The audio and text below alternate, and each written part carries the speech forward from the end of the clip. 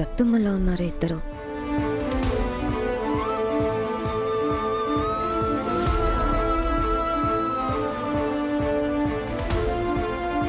చామంతి, వెళ్ళి అమ్మగారికి చెప్పమ్మా. భోజనం తెమ్మంటే తీసుకెళ్దాం. అలాగే టాబ్లెట్స్ కూడా తెచ్చేస్తాను. అలాగే అత్త.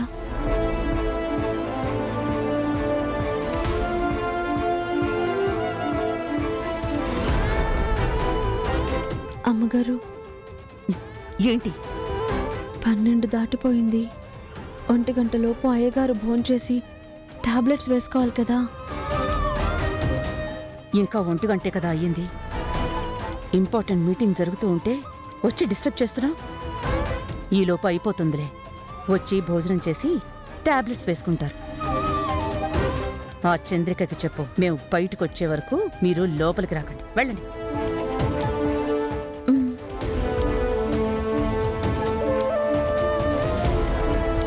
చెప్పావమ్మా?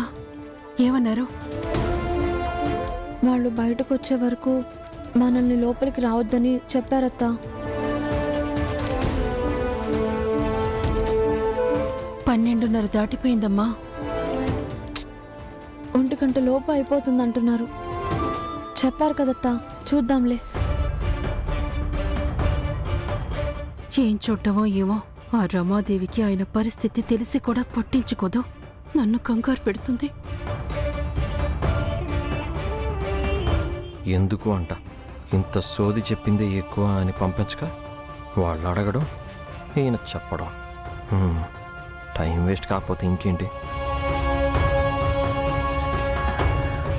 మన ఫ్లైట్స్ వెళ్తే మనకి 30% ప్రాఫిట్ ఉంటుందని అంచనా వేస్తున్నాం. సార్, అది సారీ హర్ష గారు, మళ్ళీ అడిగినందుకు ఏమనుకోకండి. ఒకసారి లాస్ అయ్యాను, ఆ లాస్ మీరు మాకు ఇచ్చారు.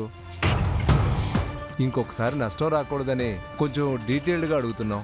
భలే వారే, అలా ఏం అనుకోకండి. ఒక బిజినెస్ మ్యాన్కి ఉండాల్సిందే ఓపిక. మీకన్నీ డీటెయిల్డ్గా చెప్పాల్సిన బాధ్యత నాది. మీరు ఏది అడిగినా ఎన్నిసార్లు చెప్పమన్నా చెప్తాను. ఇప్పుడు 30% ప్రాఫిట్ ఎలా అంచనా వేస్తున్నానంటే, ఇప్పుడు అయ్యేలా లేదు. బిజినెస్ మ్యాన్కి ఉండాల్సింది ఓపిక అంట. ఇంత అక్కర్లేదు డాడీ. నేను బిజినెస్ స్టార్ట్ చేశాక ఏ మీటింగ్ అయినా 2 minutesలో అవ్వగొట్టేసి సక్సెస్ చేసి చూపిస్తాను. అప్పుడు మీరే మీ ఫిలాసఫీని మార్చుకుంటారు. చూడండి.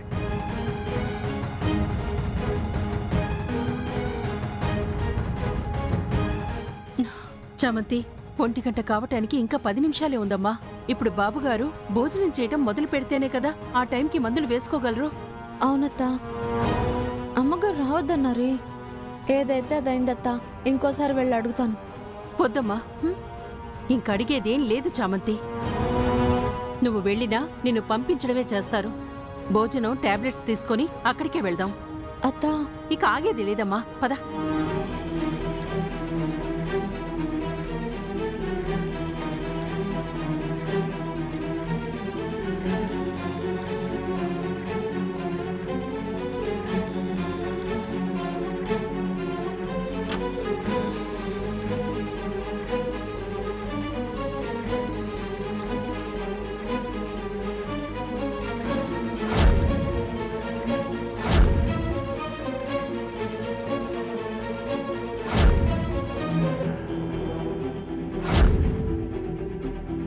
అమ్మగారు, అయ్యగారు టాబ్లెట్స్ వేసుకునే టైం అవుతుంది.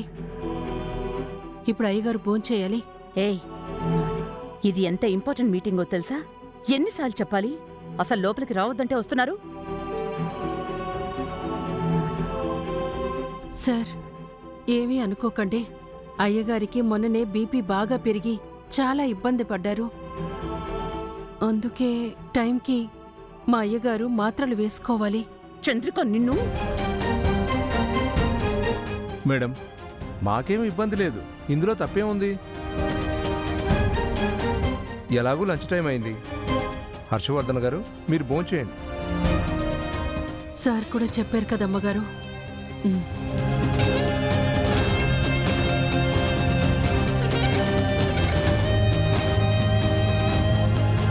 అయ్యగారు,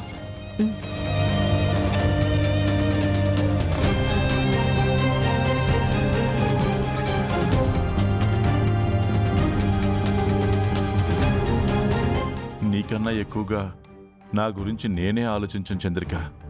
నీ ధ్యాస ఎప్పుడూ నా మీదే ఉంటుంది. అదే నన్ను కాపాడుతుంది. ఆవిడుండగా ఇది ఇస్తుందేంటి? ఛ!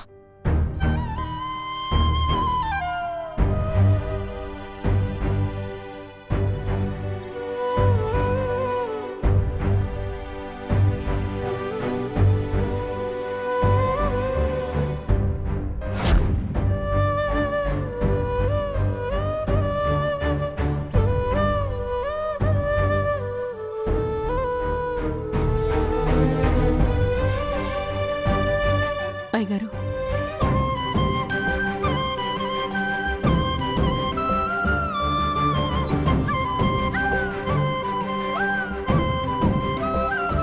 భోజనం చేశాను, మాత్రలు వేసుకున్నాను. నీ టెన్షన్ తగ్గినట్టేనా? ఇది ఇక్కడ కర్మరా బాబు.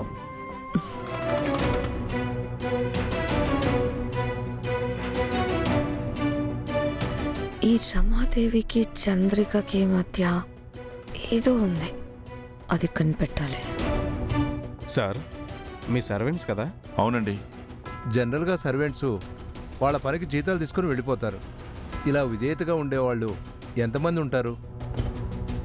మీరు మీ టఫా మొహాలు. మీకు అలాంటి పనివాళ్ళు దొరకడం చాలా మంచిది సార్. ఎస్, మీ పని వాళ్ళు కూడా మీకెంతో లాయల్టీ చూపిస్తున్నారు.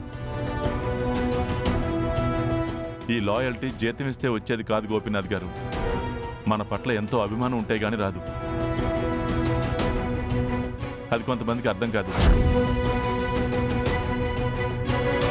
మీరు అడుగుతున్నారు కదా, చెప్తాను. చాలు సార్, అన్నీ డీటెయిల్గా చెప్పారు. క్లారిటీ వచ్చేసింది.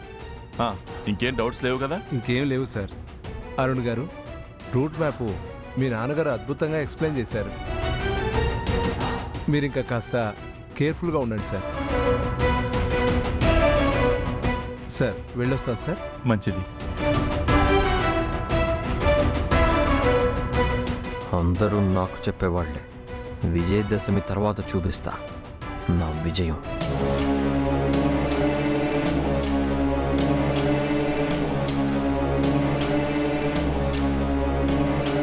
ఈ లాయల్టీ జీతం ఇస్తే వచ్చేది కాదు గోపీనాథ్ గారు.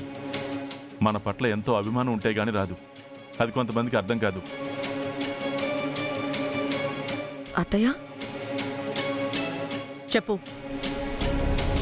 చంద్రిక చేసిన దాని గురించే కదా మీరు ఇరిటేట్ అవుతుంది? చంద్రిక పని మనిషే కదా?